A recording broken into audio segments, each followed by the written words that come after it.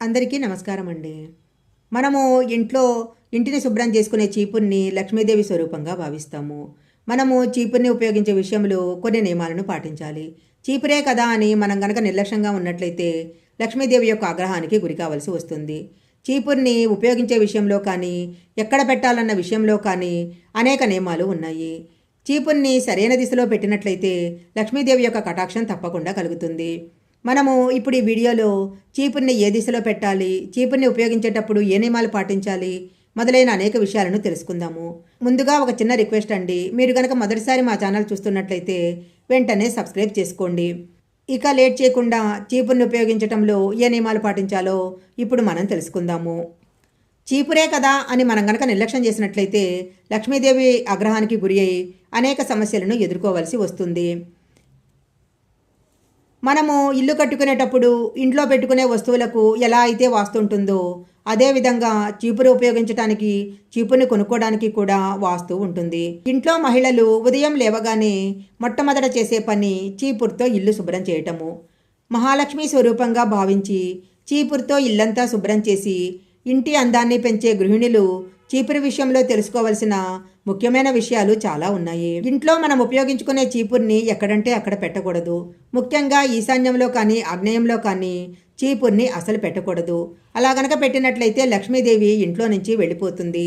తులసి కోట, పూజా గది, మనం డబ్బు పెట్టుకునే బీరువా దగ్గర చీపుర్ని ఎప్పుడూ ఉంచకూడదు. వాటి దగ్గర చీపురు పెట్టినట్లయితే ఇంట్లోకి రావాల్సిన ధనము రాదు. నైరుతి దిశలో కానీ వాయువ్య దిశలో కానీ చీపుర్ని పెట్టుకోవాలి. ఈ దిశలో గనక చీపురు పెట్టినట్లయితే ఆర్థికంగా బాగా కలిసొస్తుంది. ఇల్లంతా కూడా సంపదతో నిండిపోతుంది. సూర్యోదయానికి ముందు, సూర్యాస్తమయం తరువాత చీపుర్ని ఎప్పుడూ వాడకూడదు. ఆ సమయంలో చీపురుతో ఎలాంటి పనులు చేయకూడదు. తెల్లవారుజామున సూర్యోదయం అయిన తరువాత చీపురుతో ఇంటిని శుభ్రం చేసుకోవాలి. అలాగే సాయంత్రం సూర్యాస్తమయానికి ముందే ఇల్లు శుభ్రం చేసుకోవాలి. చీకటి పడిన తర్వాత ఇల్లు ఎప్పుడు చీపురుతో శుభ్రం చేయకూడదు. అలా గనక చేసినట్లయితే ఇంట్లో దరిద్రదేవత తిష్ట వేసుకొని కూర్చుంటుంది. ఎలాంటి పరిస్థితిలో కూడా ఇంటి వంటగదిలో చీపురు ఉండకూడదు. వంటగదిలో చీపురు ఉన్నట్లయితే ధనధాన్యాలకు లోటు వస్తుంది. చీపురే కాదు, మనం ఇంటిని శుభ్రం చేసే ఏ వస్తువు కూడా వంటగదిలో ఉండకూడదు. ఇంట్లో పాత చీపురు పాడైపోయి కొత్త చీపురు కొనాలంటే కూడా కొన్ని మంచి రోజులు ఉన్నాయి. మంగళవారము, శుక్రవారం రోజుల్లో చీపుర్ని కొనుగోలు చేస్తే చాలా మంచిది.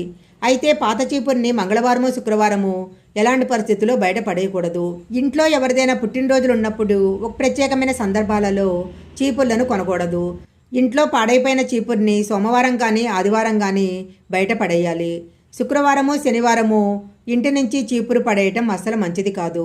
శనివారం చీపురు కొంటే అదృష్టం వరిస్తుంది. చీపుర్ని ఎప్పుడూ కూడా కాలితో తాకకూడదు.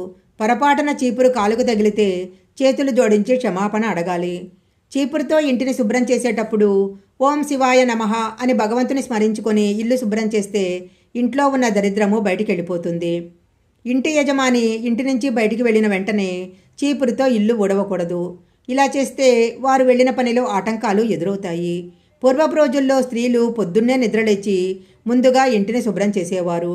చీపుర్ని చెత్త ఎత్తే చాటను ఒకే చోట ఉంచినట్లయితే అరిష్టము. బెడ్రూమ్లో చీపుర్ని అస్సలు పెట్టకూడదు. విరిగిపోయిన చీపుర్ని ఎప్పుడూ కూడా ఉపయోగించకూడదు.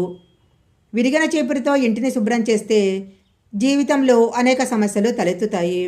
చాలామంది స్త్రీలు ఇల్లు శుభ్రం చేసిన తర్వాత చీపురు పాడైపోకూడదని చీపుర్ని నిటారుగా నిలబెడుతూ ఉంటారు. అలా చేస్తే దరిద్రదేవతను ఇంట్లోకి ఆహ్వానించినట్లే అవుతుంది. చీపుర్ని ఎప్పుడు కింద పడుకోబెట్టినట్లుగా పెట్టాలి. చీపుర్ని ఎప్పుడు ఇంట్లో గోడకు ఆనించి నిలబెట్టకూడదు. ఇలా చేసినట్లయితే అనవసరమైన ఖర్చులు పెరిగే అవకాశం ఉంది. చీపుర్ని వాడిన వెంటనే దానిని అడ్డంగా ఉంచాలి. అది కూడా ఏదైనా తలుపుల వెనక ఉంచాలి. చీపుర్ని నిల్చోబెట్టకుండా అడ్డంగా పడుకోబెడితే చాలా మంచిది. ఇంటికి వచ్చిన అతిథులకు మన ఇంట్లో ఉన్న చీపిరి ఎప్పుడూ కనపడకూడదు. అలా గనక కనపడినట్లయితే ఇంట్లో ఉన్న లక్ష్మీదేవి వారితో పాటు వెళ్ళిపోతుంది. శనివారం నాడు కొత్త చీపురుని ఉపయోగించడము చాలా మంచిది. ఇంట్లో ఎవరైనా అనారోగ్యంతో బాధపడుతున్నట్లయితే ఇంటిని గురువారం రోజు చీపురుతో శుభ్రం చేసి అన్ని గదుల్లోనూ పసుపు నీళ్లు చల్లాలి. ఇలా చేయటం వల్ల కుటుంబం మొత్తము ఆరోగ్యంగా ఉంటారు. చీపురుతో పురుగులను ఎప్పుడూ చంపకూడదు. ఇలా గనక చేస్తే ఇంట్లో సమస్యలు ఎదురవుతాయి. మనం ఎప్పుడైతే కొత్త ఇంట్లోకి అడుగుపెట్టామో ఎప్పుడూ కొత్త చీపురుతోనే ప్రవేశించాలి. అది శుభప్రదంగా చెప్పబడుతుంది. దీంతో కొత్త ఇంట్లో సుఖ సంతోషాలు, ఐశ్వర్యము, ఆశీస్సులు ఉంటాయని మన పెద్దలు చెప్తుంటారు.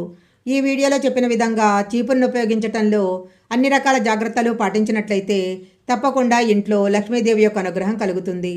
ఈ వీడియో కనుక మీకు నచ్చినట్లయితే లైక్ చేయండి, షేర్ చేయండి. ఇలాంటి మరిన్ని వీడియోల కోసం మా ఛానల్ సబ్స్క్రైబ్ చేసుకోండి. పక్కనే ఉన్న బెల్ ఐకాన్ని యాక్టివేషన్ చేసుకుంటే మేము పెట్టే వీడియోలన్నీ కూడా మీకు ముందుగానే నోటిఫికేషన్గా వస్తాయి. మరొక మంచి వీడియోతో మళ్ళీ కలుసుకుందాం.